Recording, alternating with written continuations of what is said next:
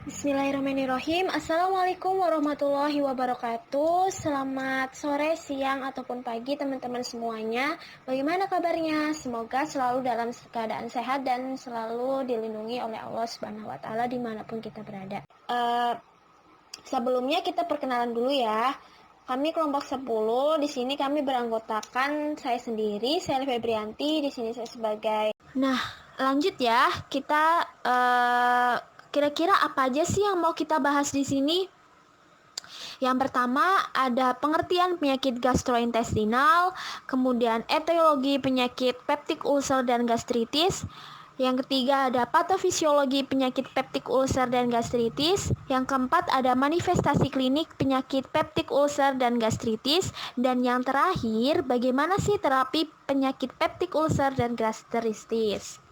Nah, langsung masuk ke pembahasan yang pertama, yaitu mengenai pengertian penyakit gastrointestinal. Teman-teman semuanya pasti udah paham lah gastrointestinal apa. Gastrointestinal merupakan saluran cerna, di mana organnya yaitu dimulai dari mulut sampai ke anus kayak gitu. Jadi kira-kira penyakit gastrointestinal itu apa? Yaitu penyakit yang melibatkan saluran pencernaan, yaitu berupa kerongkongan, lambung, usus kecil, usus besar, rektum, dan organ aksesoris lainnya seperti hati, kandungan empedu, dan pankreas. Nah, sebelum ke etiologi penyakit, kita perlu kenalan dulu nih tentang hormon gastrointestinal. Nah, mekanismenya gimana sih untuk membentuk hormon gastrointestinal itu gitu? Jadi mekanisme kerjanya adalah hormon gastrointestinal ini berasal dari ekstrasel. Nah, kira-kira berasal dari mana? Yaitu dari lambung dan usus halus. Kemudian hormon ini akan diproses di membran plasma menjadi protein G aktif. Protein G aktif ini kemudian diproses kembali menjadi adenilat siklase. Kemudian adenilat siklase akan diproses menjadi CAMP. CAMP ini proses pembentukan CAMP ini berada di sitoplasma. Belum sampai di sini, kemudian CAMP dibentuk lagi, diproses kembali menjadi protein kinase A. Setelah terbentuk protein kinase A, akan dibentuk menjadi protein dan enzim. Pembentukan protein dan enzim ini berada di nukleus atau inti sel. Nah, setelah terjadi protein dan enzim, kemudian protein dan enzim inilah yang akan membantu sistem pencernaan untuk menjalankan tugasnya, mulai dari pengaturan pergerakan sekresi, kemudian pergerakan peristaltik dan lain sebagainya, kemudian pencernaan, sistem pencernaan, pokoknya segala sesuatu pergerakan di sistem pencernaan akan dibantu oleh protein dan enzim yang dihasilkan dari yang merupakan hasil dari hormon gastrointestinal. Nah, kira-kira hormon tadi kan kita membahas hormon gastrointestinal. Kira-kira teman-teman paham nggak hormon gastrointestinal itu apa? Jadi hormon gastrointestinal merupakan bentukan dari polipeptida yang dihasilkan oleh sel-sel mukosa endokrin. Nah, sel-sel mukosa endokrin ini berasal dari lambung dan usus halus yang seperti tadi saya sampaikan, yaitu yang berasal dari ekstrasel. Nah, tadi kan udah dijelaskan tuh tentang mekanisme kerja hormon gastrointestinal. Mekanisme kerja hormon gastrointestinal secara singkatnya itu adalah umumnya melalui pengaktifan CAMP yang bertujuan dalam meningkatkan sintesis DNA dan RNA di nukleus. Serta produk akhirnya adalah protein yang terlibat dalam aktivasi gastrointestinal, termasuk enzim-enzim pencernaan. Enzim-enzim pencernaan apa aja? Amilase, pepsin, dan lipase. Selain fungsi tersebut, hormon gastrointestinal dapat juga berfungsi dalam memobilisasi CA2+ dan pembentukan fosfatidil inositol yang berperan dalam kontraksi lumen pada sistem gastrointestinal. Jadi, produk akhir CAMP adalah protein dan enzim-enzim, di mana protein dan enzim-enzim tersebut yang akan bekerja untuk membantu sistem pencernaan gitu. Seperti contohnya kayak enzim amilase, pepsin, dan lipase. Lanjut ke etiologi penyakit peptic ulcer dan gastritis. Peptic ulcer dan gastritis merupakan bagian dari penyakit saluran pencernaan atau gastrointestinal. Nah, yang pertama itu ada tukak peptik. Tukak peptik atau peptic ulcer merupakan penyakit akibat gangguan pada saluran gastrointestinal atas yang disebabkan oleh sekresi asam dan pepsin yang berlebihan oleh mukosa lambung. Jadi, sekresi asam atau HCl di dalam lambung kita itu terlalu berlebih sehingga mengakibatkan tukak peptik. Penyebab utamanya apa? Penyebab tukak peptik yaitu bisa juga dengan NSAID, obat-obatan NSAID ya teman-teman. Kemudian ada infeksi Helicobacter pylori dan kondisi hipersekresi asam seperti Zillinger-Ellison syndrome. Adanya infeksi Helicobacter pylori atau gangguan NSAID harus ditelusuri pada semua penderita dengan tukak peptikum. Jadi kita harus benar-benar tahu nih apa sih penyebab dari tukak peptik gitu. Jadi nggak semena-mena tukak peptik disebabkan oleh sekresi asam lambung, bisa juga dengan disebabkan oleh bakteri seperti contohnya Helicobacter pylori yang berlebih. Dan yang kedua ada gastritis. Gastritis itu apa sih?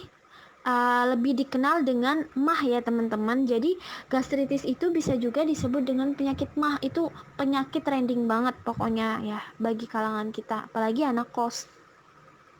Nah, gastritis merupakan atau lebih dikenal dengan MAH berasal dari bahasa Yunani yaitu gastro yang berarti perut atau lambung dan itis yang berarti inflamasi atau peradangan.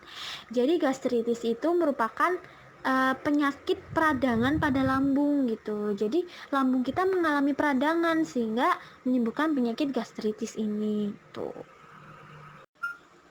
Nah, menurut David Overdoor 2002, gastritis itu dibagi menjadi dua. Yang pertama ada gastritis akut dan yang kedua ada gastritis kronik.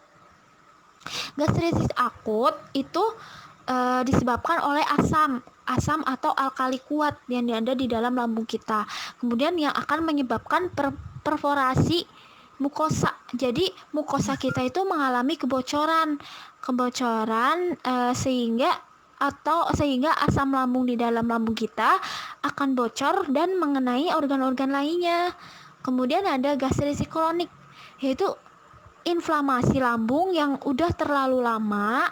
Nah, inflamasi ini disebabkan bisa oleh ulcus benigna atau juga bisa oleh Helicobacter pylori. Nah, lanjut ke patofisiologis penyakit peptic ulcer dan gastritis. Kira-kira apa aja sih? Yang pertama tuh ada patofisiologi penyakit peptic ulcer. Jadi tukak peptik atau peptic ulcer itu disebabkan oleh ketidakseimbangan antara faktor agresif yaitu asam, pepsin atau faktor-faktor iritan lainnya dengan faktor defensif atau mukus bikarbonat dan aliran darah. Jadi sel-sel pariental itu akan mengeluarkan asam lambung HCl. Nah, sel peptik atau zymogen akan mengeluarkan pepsinogen yang oleh HCl akan dirubah menjadi pepsin, di mana HCl dan pepsin adalah faktor agresif, terutama pepsin. Pepsin itu pH-nya berapa? pH-nya kurang dari 4. Nah, pH kurang dari 4 ini dikategorikan sangat agresif terhadap mukosa lambung. Bahan iritan dapat menimbulkan defek barrier mukosa dan terjadi difusi balik oleh ion H+. Kemudian histamin akan terangsang dan akan lebih banyak mengeluarkan asam lambung, kemudian menimbulkan dilatasi dan peningkatan permeabilitas pembuluh kapiler, kerusakan mukosa lambung, gastritis akut atau kronik, dan tukak peptik. Lanjut ke patofisiologi gastritis. Nah, gastritis apa tadi teman-teman? MAH ya. Nah, gastritis akut merupakan penyakit yang sering ditemukan, biasanya bersifat jinak dan merupakan respon mukosa lambung terhadap berbagai iritan lokal. Nah, tadi kan gastritis akut itu apa? yang memang disebabkan oleh asam lambung sehingga menjadi gangren atau perforasi, yaitu mengalami kebocoran asam lambungnya. Nah, di sini patofisiologisnya terjadi gastritis dan tukak peptik ialah bila terdapat ketidakseimbangan faktor penyerang ofensif dan faktor pertahanan defensif pada mukosa gastroduodenal, yakni peningkatan faktor ofensif dan atau penurunan kapasitas defensif mukosa. Ofensif itu apa? Yaitu asamnya. Nah, defensif itu apa? Mukosanya. Jadi, ketika asamnya naik, maka palah terjadi penurunan kekuatan mukosa lambung kita, maka bisa terjadi kebocoran gitu. Faktor ofensif tersebut meliputi asam lambung, pepsin, asam pedu, enzim pankreas, infeksi, Helicobacter pylori yang bersifat gram negatif, OAINS, alkohol, dan radikal bebas. Nah, sedangkan faktor defensifnya tadi atau faktor sistem pertahanannya adalah gastroduodenal terdiri dari 3 lapis, yakni elemen preepithelial, epithelial, dan subepithelial.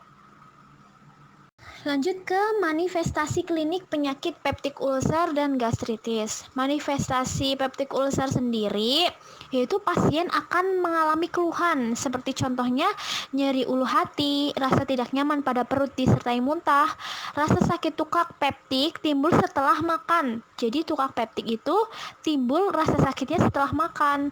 Rasa sakit terdapat di sebelah kiri atau di bagian lambung kita, sedangkan tukak duodenum rasa sakit terdapat di sebelah kanan garis perut. Rasa sakit bermula pada satu titik, kemudian bisa menjalar ke area punggung. Hal ini menandakan bahwa penyakit tersebut sudah semakin lama atau semakin parah, mengalami komplikasi berupa penetrasi tukak ke organ pankreas.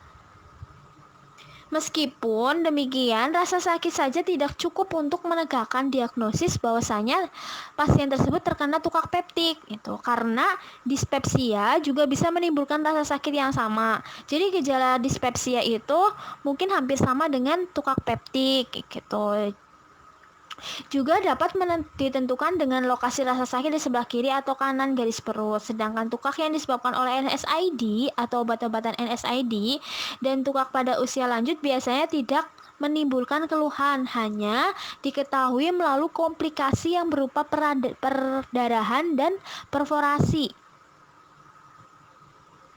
Lanjut ke manifestasi gastritis. Gejala penyakit gastritis sendiri yaitu menimbulkan rasa tidak nyaman sampai nyeri pada saluran pencernaan, terutama pada bagian atas. Mual, muntah, lambung terasa penuh, kembung, sering bersendawa, merasa cepat kenyang, perut keloncongan dan sering kentut, serta timbulkan luka pada dinding lambung. Gejala ini bisa menjadi akut, berulang, dan bahkan kronis.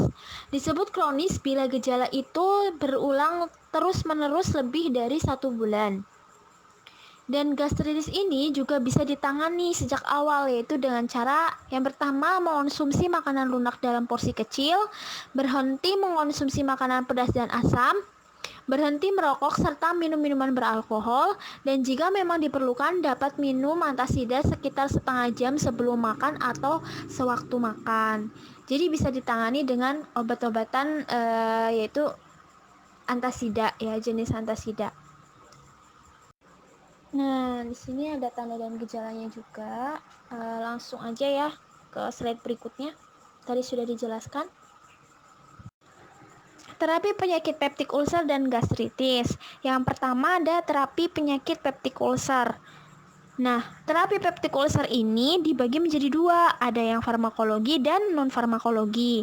Nah, untuk yang non-farmakologinya itu dengan cara yang pertama, menghentikan konsumsi minuman beralkohol, rokok, dan penggunaan NSAID.